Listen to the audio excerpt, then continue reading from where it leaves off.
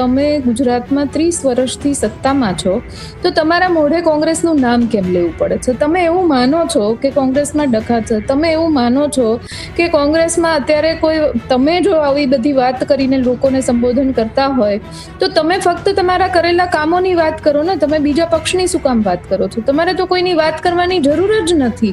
ગેસના એલપીજી ગેસના કનેક્શન આવ્યા તો શું એમને ખબર નથી કે ભારતમાં ગેસની જે ઇન્ટ્રોડક્શન થયું, એલપીજી જે કનેક્શન ફર્સ્ટ આપવામાં આવ્યું એ 1955થી એની શરૂઆત થઈ હતી. 2014માં જ્યારે ભારતીય જનતા પાર્ટીની સત્તા આવી ત્યાં સુધીમાં આખા દેશમાં 17 કરોડ ઘરોમાં એલપીજીના કનેક્શન હતા. જે કંપનીઓ, એમના સગાવાલાની કંપનીઓ, એમના ઉપર રેડ પાડવામાં આવે, આવા બધા જ દબાણોના અંતે એમને ભારતીય જનતા પાર્ટીમાં સામેલ થયા પછી ક્લીન ચીટ આપવામાં આવે અને પ્રજામાં એક એજન્ડા ચલાવવામાં આવે. કારણ કે કોંગ્રેસથી, કારણ કે વિપક્ષથી આગેવાન નારાજ હતા એટલા માટે એને પાર્ટી છોડી અને સત્તામાં આવવાનું પસંદ કર્યું. પણ એની પાછળનું બેકગ્રાઉન્ડ આખું એ જુદું હોય છે. એમને ડરાવી, ધમકાવી અને અનેક પ્રકારના પ્રેશર ઊભા કરીને, અનેક પ્રકારની લાલચો કરીને લઈ જવામાં આવતા હોય છે.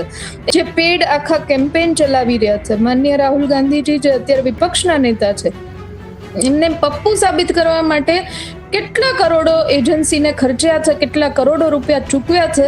આ બધી વાતો આખો દેશ જાણશે ત્યારે એ કેવી રીતના ખુલ્લા પડવાના છે. અત્યારે અમે રાજનીતિમાં છીએ એટલે સમજીએ છીએ, પણ લોકો સુધી આ સમજતે હજી થોડો સમય જશે.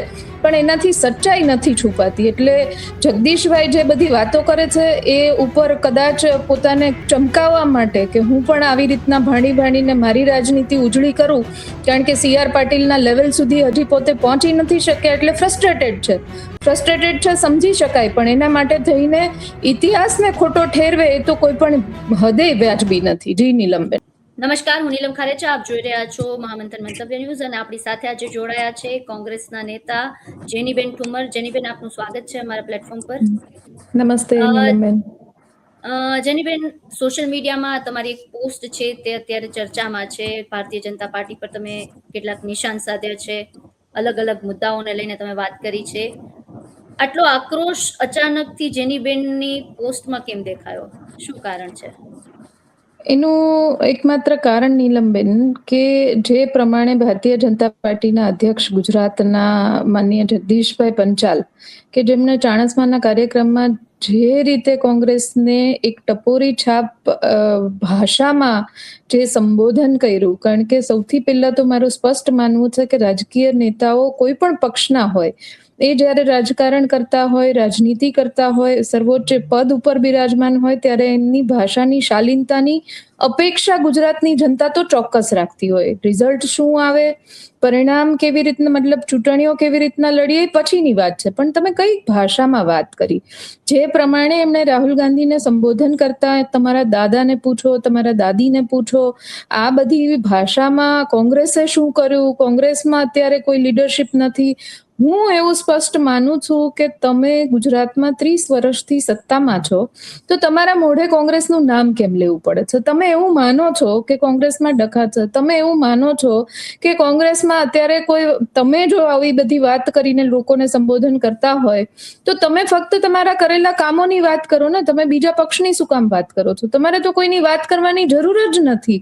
તમારી સત્તા આટલા વર્ષોથી છે, તમારું તંત્ર છે, તમારા બધા જ કાર્યકર્તાઓ, પેજ પ્રમુખ, પ્રભારી અને પ્રમુખ સુધીના કાર્યકર્તાઓની ફોજ છે.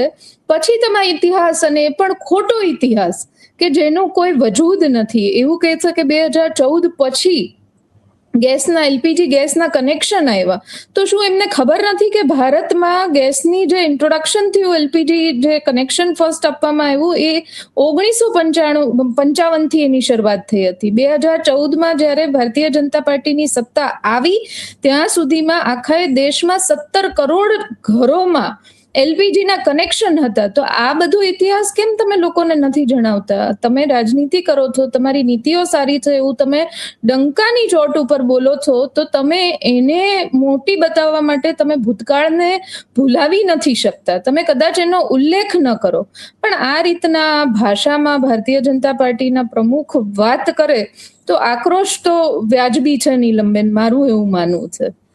જેનીબેન, ઘણા બધા અલગ-અલગ મુદ્દાઓને તમે આમાં ટાંક્યા છે. તમારી જે સોશિયલ મીડિયા પોસ્ટ છે, એમાં 2-3 વસ્તુઓ જે ખાસ નજર ખેંચે એમાંથી 1-2 વાત છે કે તમે વાત કરી છે પૂર્ણ સત્તામાં હોવા છતાં પણ ધારાસભ્યો, સંસદ સભ્યો કે મંત્રીઓની ખરીદી અમે નથી કરી. કોંગ્રેસની વાત તમે આમાં કરી છે. આ સિવાય તમે જે કરોડો રૂપિયા ખર્ચીને વિપક્ષને બદનામ કરવાની જે વાત કરી છે, એ પ્રકારની વાત પણ કરી છે. શું કહેશો આ મુદ્દે?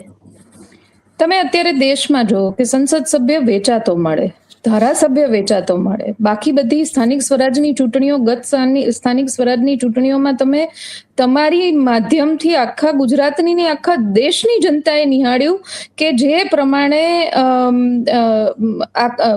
ચૂંટણી ન થવા દેવી અને એ પ્રમાણે બધાને જ્યારે ચૂંટણી લડવા માટે આગળ આવે ત્યારે એના ફોર્મ પાછા ખેંચાવા, ઉમેદવારો ગાયબ કરી દેવા, બધી જે લોકશાહીના હનનની પ્રક્રિયાઓ શરૂ કરી છે, જે પ્રમાણે ચૂંટાયેલા પ્રતિનિધિઓની ખરીદી શરૂ કરી છે, એમને દબાવવામાં આવે, વિપક્ષના સર્વોચ્ચ લીડર હોય એમને ક્યાંક ને ક્યાંક ભ્રષ્ટાચાર ને એવી બધી ધમકીઓ આપવામાં આવે, એમની જે કંપનીઓ, એમના સગાવાલાની કંપનીઓ, એમના ઉપર રેડ પાડવામાં આવે. આવા બધા જ દબાણોના અંતે એમને ભારતીય જનતા પાર્ટીમાં સામેલ થયા પછી ક્લીન ચીટ આપવામાં આવે અને પ્રજામાં એક એજન્ડા ચલાવવામાં આવે. કારણ કે વિપક્ષથી આગેવાન નારાજ હતા, એટલા માટે એને પાર્ટી છોડી અને સત્તામાં આવવાનું પસંદ કર્યું. પણ એની પાછળનું બેકગ્રાઉન્ડ આખું એ જુદું હોય છે. એમને ડરાવી, ધમકાવી અને અનેક પ્રકારના પ્રેશર ઊભા કરીને, અનેક પ્રકારની લાલચો કરીને લઈ જવામાં આવતા હોય છે. એટલા માટે કીધું કે તમારી જેમ જ્યારે કોંગ્રેસ સત્તામાં હતી, પૂર્ણ સત્તામાં હતી, ત્યારે પણ આવી ચેષ્ટા આટલી કોમનલી કરેલી નથી ક્યાંય. અત્યારે આખા દેશના બધા જ રાજ્યોમાં ખરીદ વેચાણ સંઘ ઉભો કરી દીધો છે કે તમે ખૂબ બધો ભ્રષ્ટાચાર કરો. અત્યારે મહારાષ્ટ્રમાં નેતા હયાત નથી એટલે એમનું નામ નથી લેતી, પણ કેવડો મોટા ભ્રષ્ટાચારના આરોપ હતા, પણ ભારતીય જનતા પાર્ટીમાં જાય એટલે બધા જ આરોપ મુક્ત અને સારામાં સારું પદ આપવામાં આવે. એવા જ અમારા એક આગેવાન કે જે કોંગ્રેસ પક્ષના ગુજરાતના ખૂબ મોટા આગેવાન રહી ચૂક્યા, એ પોતે આટલા મોટા ભારતીય જનતા પાર્ટીની વિરુદ્ધમાં પોતાનો આક્રોશ હું સમજતી થઈ ત્યારથી ઠાલવતા જોયા ને અત્યારે એ જ સરકારમાં મંત્રી બની ગયા, તો બધું જ સારું સુપેરે પાર પડી ગયું. એટલે કઈ રાજનીતિ ચાલે છે એ ગુજરાતની જનતા બોલતી નથી, સમજે બધું જ છે. અને એને માટે જે તમે પ્રચાર પ્રસાર ને આખી તમારી ફોજ, આજે હું એક કોમેન્ટ કરું તો એની નીચે સોશિયલ મીડિયાના પેડ કાર્યકર્તાઓ કે જેમની પ્રોફાઇલ પણ સાચી નથી હોતી, ફેક પ્રોફાઇલ હોય છે, એના માધ્યમથી અનેક પ્રકારની આડી અવળી કોમેન્ટો કરવાના જે પેડ આખા કેમ્પેન ચલાવી રહ્યા છે. માનનીય રાહુલ ગાંધીજી જે અત્યારે વિપક્ષના નેતા છે, એમને પપ્પુ સાબિત કરવા માટે કેટલા કરોડો એજન્સીને ખર્ચ્યા છે, કેટલા કરોડો રૂપિયા ચૂકવ્યા છે.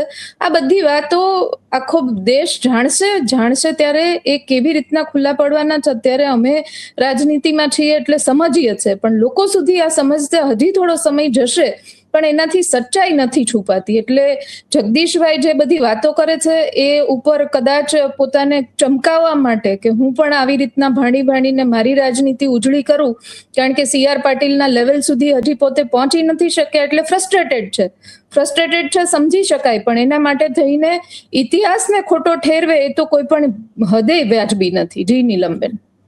જેનીબેન, તમે જે વાત કરી કે જનતા છે તે ઘણા બધા મુદ્દાઓની વાકેફ છે. તમે વાત કરી મંત્રીઓની, જે પ્રકારે એક સમયે કોંગ્રેસમાં રહીને સરકાર પર પ્રહાર કરતા હતા, આજે મંત્રી બનીને બેઠા છે. સરકાર જાણે છે, જનતા જાણે છે આ બધી, પરંતુ કોંગ્રેસ કઈ જગ્યાએ છે તે એનો ડ્રોબેક કયો રહ્યો છે કે બેકફૂટ પર આવી ગઈ છે. અને ખાસ કરીને છેલ્લા 30 વર્ષની આપણે વાત કરીએ, 2017ના પ્રદર્શનને બાદ કરતા કોંગ્રેસ સતત જે પ્રકારે વિધાનસભા હોય કે પછી ગત 2021ની આપણે સ્થાનિક સ્વરાજની ચૂંટણી લઈ લઈએ, કોંગ્રેસ કઈ જગ્યાએ ડ્રોબેકમાં છે? તમને કયા મુદ્દાઓ લાગે છે કે જેના ઉપર કોંગ્રેસને હજુ કામ કરવાની જરૂર લાગતી હોય? ચોક્કસપણે હું કહીશ, 30 વર્ષથી સત્તામાં નથી એટલે લોકો ક્યાંક કોંગ્રેસ પક્ષમાં જોડાવા માટે ને કોંગ્રેસ પક્ષને સહકાર આપવા માટે પોતે ડરનો અનુભવ કરે છે. મારો પોતાનો દાખલો આપીશ એટલે હું વધારે બીજી વાત નહીં કરું. ક્યાં ડ્રોબેક છે કે હું જ્યારે લોકસભાની ચૂંટણી લડતી હતી ત્યારે સારા જે કનેક્ટેડ અમરેલી જિલ્લાથી કનેક્ટેડ લોકો હતા, જે મોટા અગ્રણીઓ હતા, બિઝનેસમેન હતા, આ બધાની સાથે સારા એવા મારા અને મારા ફાધરના સંબંધો પણ રહેલા છે. જ્યારે ચૂંટણીના સમયે મદદ માટે કે એમના નેટવર્કના ક્યાંક મને મદદરૂપ થઈ શકે એના માટે ફોન કર્યા તો ઘણા બધા લોકોએ એવું કીધું કે બેન, અમે તમને બહુ સારી રીતના જાણીએ પણ છીએ, ઓળખીએ પણ છીએ અને અમે સપોર્ટ કરવા પણ માંગીએ છીએ, પણ જો અમે તમને સપોર્ટ કરશું તો ભારતીય જનતા પાર્ટી અમને ક્યાંક આંબી જશે ને અમારા બિઝનેસને ને આ બધાને અમને ખૂબ હેરાન પરેશાન કરશે. એટલે ચૂંટણીની વાત જ્યાં સુધી આવે છે ત્યાં સુધી અમને માફ કરી દો, સંબંધો આપણા સોનાના. એટલે આના ઉપરથી સાબિત થાય છે કે ડર એટલો બધો થઈ ગયો છે કે જ્યાં આપણે ગમે એટલા પ્રયત્ન કરીએ પણ લોકોનો સહકાર ન મળે ત્યાં સુધી ક્યાંક ને ક્યાંક તકલીફ પડવાની. પણ હવે અત્યારે એવો માહોલ થતો જોવા મળી રહ્યો છે કે લોકોનું સામૂહિક ફ્રસ્ટ્રેશન બહાર આવી રહ્યું છે. લોકો પોતે ઈચ્છે છે કે હવે જો સત્તા પરિવર્તન નહીં થાય તો ભારતીય જનતા પાર્ટી લોકોના વિકાસ માટે નહીં, પોતાના લોકોના વિકાસ માટે અત્યારે મહેનત કરી રહી છે. સામૂહિક ખેડૂતોનું શું કરવું, ખેડૂતોનો ઉદ્ધાર કેવી રીતના કરવો, મહિલાનું સશક્તિકરણ કેવી રીતના કરવું, યુવાનોને ગેરમાર્ગે દોરાતા ભટકતા કેવી રીતના રોકવા, એમને નોકરીઓ કેવી રીતના અપાવી, આ બધા મુદ્દાઓ અત્યારે કોરાણે છે. અને લોકોને શું આપી દીધું છે, હિન્દુ મુસ્લિમનો મુદ્દો નથી ચાલતો તો હવે જ્ઞાતિ જાતિ વચ્ચેના વર્ગ વિગ્રહ ચાલુ કરી દીધા છે. સૌરાષ્ટ્રમાં તો કોળી આહિર સામે થાય, આ બાજુ પટેલ અને દરબારો સામે થાય, ઉત્તર ગુજરાતમાં રબારી ને ચૌધરી સામે થાય. આ પ્રકારની રાજનીતિ ભારતીય જનતા પાર્ટી જ કરી શકે ને એ પ્રકારનું વાતાવરણ આવનારા સમય માટે કે પછી પોતાની રાજનીતિને બે લોકોને ઝઘડતા રાખીને ચમકાવવા માટેની શું હોય મને નથી ખબર, પણ જગદીશભાઈએ પોતે આ બધા મુદ્દાઓ ઉપર કામ કરવું જોઈએ, નહીં કે કોંગ્રેસની વાતો કરવી જોઈએ. જેનીબેન, સ્થાનિક સ્વરાજની ચૂંટણીની આપણે વાત કરીએ છીએ. અત્યારના આગામી સમયમાં જે આવી રહી છે, કદાચ વિધાનસભા સત્ર ખતમ થયા બાદ જાહેરાત પણ થઈ જશે. શું લાગે છે આ વખતની ચૂંટણીમાં ભાજપની સાથે કારણ કે આમ આદમી પાર્ટી 2021માં પણ સારું પ્રદર્શન કર્યું હતું અને આ વખતે તમામ બેઠક પર તે લડત આપવાની છે. કોંગ્રેસ માટે કેટલી પડકારજનક સાબિત થશે? જ્યારે કોઈ રાજકીય પક્ષ રાજનીતિ કરતું હોય, રાજકારણ કરતું હોય ત્યારે એની સામે ઓલવેઝ પડકાર હોતા જ હોય છે. અને કોંગ્રેસ પક્ષ તો વિચારધારા છે, એ ફક્ત પોતાનું રાજકારણ અને રાજનીતિ કરવા માટે નહીં, પણ એક વિચારધારાને આ દેશના બિનસાંપ્રદાયિકતાને જીવંત રાખવા માટે ને બંધારણને મજબૂત રાખવા માટે લડતી આવેલી અને વિચારધારા સાથે લડતી આવેલી પાર્ટી છે. એટલે ગુજરાતમાં સિનારીઓ જે પણ હોય, પાસ્ટમાં પણ આ જ પ્રમાણે, ભૂતકાળમાં પણ આ જ પ્રમાણે કેશુબાપાને જીપીપી પાર્ટીની સ્થાપના કરાવીને પટેલોના મતનું વિભાજન કેવી રીતના કરવું એ પ્રકારની રણનીતિ રહી. આ વખતે પણ એ જ પ્રકારની રણનીતિના નામ ખાલી જુદું છે, ના પગલે આગળ આવેલા છે. જે પણ હશે, જે પણ રણનીતિ હશે, પાર્ટીનું હાઈકમાન્ડ નક્કી કરતું હશે અને એમની સતત નજર છે જ. એટલે અમે એમના આદેશ પ્રમાણે આવનારા સમયમાં કામ કરીને સ્થાનિક સ્વરાજમાં સારામાં સારા ઉમેદવારો, લોકોને ગમતા ઉમેદવારો આપી શકે, જેથી કરીને પરફોર્મન્સ સારું કરી શકે. અને ગત સમય કરતા આ વખતે લોકોની ક્યાંક મિજાજ જુદો દેખાઈ રહ્યો છે, કારણ કે હું પોતે રાજકોટ મહાનગરપાલિકાની પ્રભારી છું. એટલે બધા જ ઉમેદવારોને 72 સીટ માટે કેટલા 170 થી વધારે ઉમેદવારોને મેં પોતે સાંભળ્યા છે. એટલે નીચેનો માહોલ શું છે સમજી શકું છું, પણ અત્યારે એની ચર્ચા એટલા માટે નથી કરવી કારણ કે ઘણી બધી કમિટીઓ જે પાર્ટીની છે એ હાઈકમાન્ડ અને કમિટી સતત મિટિંગો કરીને આગળની રણનીતિ ઘડી રહ્યા છે. એ રણનીતિ સ્થાનિક સ્વરાજની ચૂંટણી સમયે લોકોની વચ્ચે જઈને સાબિત કરવામાં આવશે, ઉમેદવારોને સાથે રાખીને.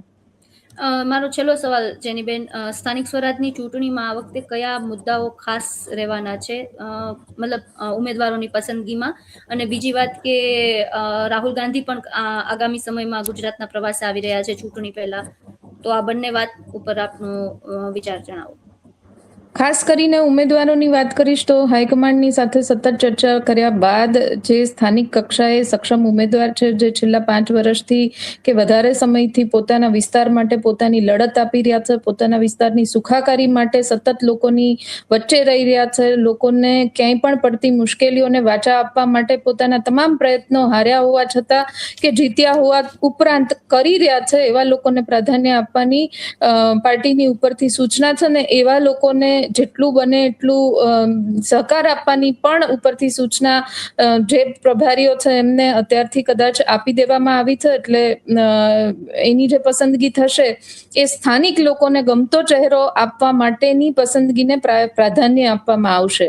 અને બીજા કે આવનારા સમયમાં રાહુલજી આવી રહ્યા છે, આવનારા સમયમાં નહીં, જ્યાં સુધી ચૂંટણીઓ કે એનો સવાલ છે એના માટે થઈને નહીં, પણ રાહુલજી બધા જ મુદ્દાઓ ઉપર પોતાનો અવાજ ગુજરાતમાં આપે જ છે, પોતાનો અવાજ ઉઠાવે જ છે. અને આવનારા સમયમાં એમની જેટલી પણ વિઝિટ હશે એ કાર્યકર્તાઓને પ્રેરણા આપવા માટેની હશે. ને જે અહંકારી ભારતીય જનતા પાર્ટીનું શાસન છે એના સામે પાર્લામેન્ટમાં લડી રહ્યા છે એવું જ જુનૂન કાર્યકર્તાઓમાં ઊભું કરવા માટે આવનારા સમયમાં અમને પ્રેરણા પૂરી પાડશે.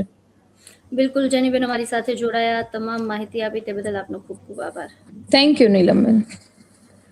તો આ હતા જેનીબેન ઠુમ્મર કે જેમણે પોતાના સોશિયલ મીડિયા પોસ્ટને લઈને વાતચીત કરી છે અને સાથે સાથે સ્થાનિક સ્વરાજની ચૂંટણીને લઈને પણ તેમણે પોતાના વિચારો છે તે રજૂ કર્યા છે. અમારી વિડીયો આપને પસંદ આવ્યો તો લાઈક, શેર અને સબસ્ક્રાઇબ કરજો અને અમારી ચેનલ લાઈક, શેર અને સબસ્ક્રાઇબ કરવાનું ભૂલતા નહીં.